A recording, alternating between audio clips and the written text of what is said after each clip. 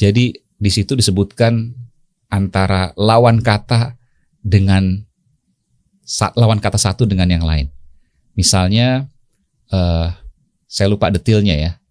Katakanlah misalnya kebaikan dengan keburukan, tapi nanti bisa dicek lagi. Tapi intinya lawan kata. Paradoks gitu ya? Iya, misalnya hitam dengan putih kan gitu ya. Besar, kecil. Besar, kecil. Ada banyak tuh lawan kata. Jumlahnya sama, Bos.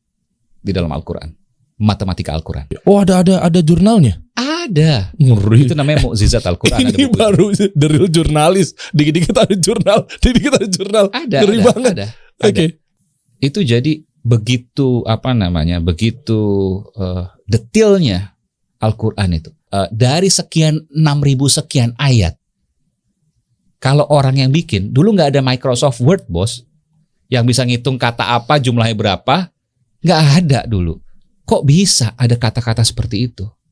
Soalnya ada sebagian juga yang berpikir bahwa ini adalah cuma karangan dan hayalannya Nabi Muhammad SAW. Mungkin dari yang non-Muslim. Kalau dari kita, kan beliau ummi. Beliau nggak bisa baca tulis kan? Iya. Itu keyakinan kita kan. Oke deh, itu kita singkirkan dulu.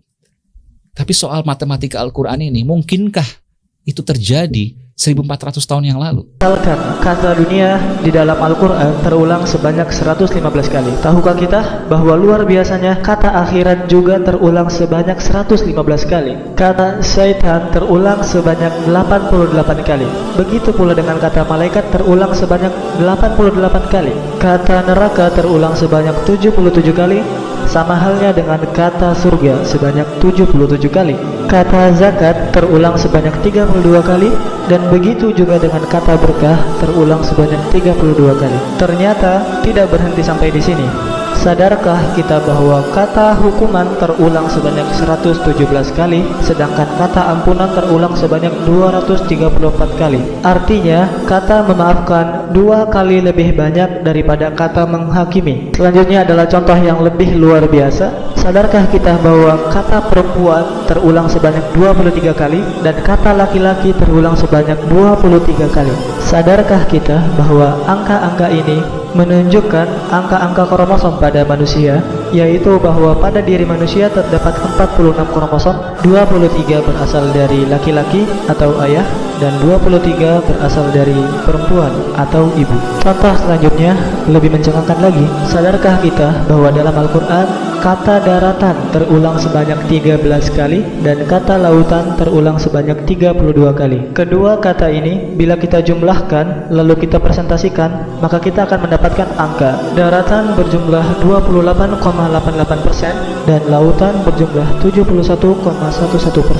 Sadarkah kita bahwa kedua angka ini menunjukkan keadaan nyata di permukaan bumi? Permukaan bumi 20. Ateis scroll ya. Dalam Al-Quran terdapat 32 ayat yang mengandung kata al-bahr yang bermakna lautan dan 13 ayat yang mengandung kata al-bar yang bermakna daratan. Kalau dipersentasekan masing-masing 71,111% untuk kata lautan dan 28,8888% untuk kata daratan. Dan ini sesuai dengan komposisi lautan dan daratan yang ada di bumi kita. Masya Allah. Ini adalah bukti bahwa pemilik kalam Al-Quran dan pencipta alam semesta adalah Tuhan yang sama. Afala yatadabbaruna al-Quran am ala qulubin aqfaluha.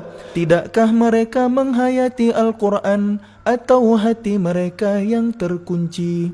Semoga Allah selalu kasih petunjuk kita supaya kita selalu mematuhi perintah dan larangannya.